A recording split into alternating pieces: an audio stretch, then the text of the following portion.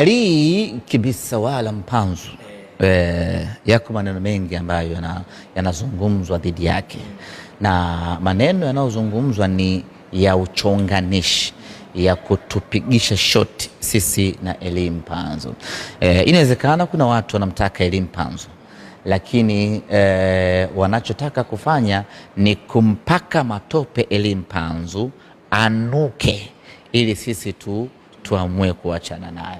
Wanachokitaka ni kumvisha majina mabaya Ally Mpanzu, sisi tumchukie ili wao wamchukue. Hiyo ndio mbinu yao ambayo wanaitumia, na wanamtumia bwana mdogo mmoja anaitwa Hans Raphael, namtaja bila mashaka ya aina yoyote, yule wa Crown Media.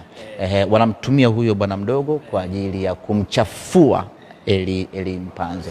Kila mchezaji huwa anapitia nyakati ngumu, tunakubali hivyo. Na Ally Mpanzu akiwemo kwenye kundi hilo la wachezaji, na yeye anapitia wakati mgumu huo. Na kitu ambacho watu hawakijui, Ally Mpanzu wiki 2 zilizopita alifiwa na mtoto wake, akaenda Kongo, akaenda akazika. Baada pale akarejea kuja kujiunga na timu yake ya Simba Sports Club. Jaribu kuichukua hiyo pressure, jaribu kuchukua huo uzito wa mtoto, alafu ameubeba huo uzito, anaingia nao uwanjani, anapambana kusahau, lakini mtoto ni mtoto. Sisi watu wenye watoto tunajua tunazungumza kitu gani kizito hapa. Lakini Mpanzu angeweza kuchukua hata wiki 3-4 za kuomba akae sawa, lakini kwa mapenzi na kazi yake na mapenzi na Simba yake akarejea kuja kuitumikia klabu yake.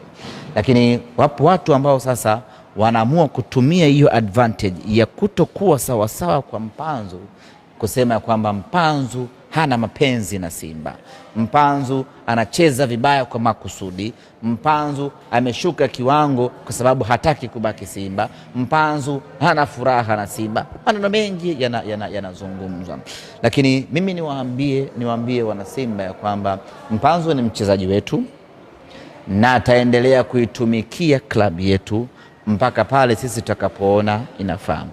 Kushuka kwake kiwango huku, sisi tuna kitaalam kiutawala, tuna kitems kama kipindi cha mpito cha mchezaji, lakini kwenye kipindi chake cha mpito akapata mtihani mwingine wa kufiwa na mtoto wake. Kwa hiyo sisi utawala tunajua kitu gani anapitia.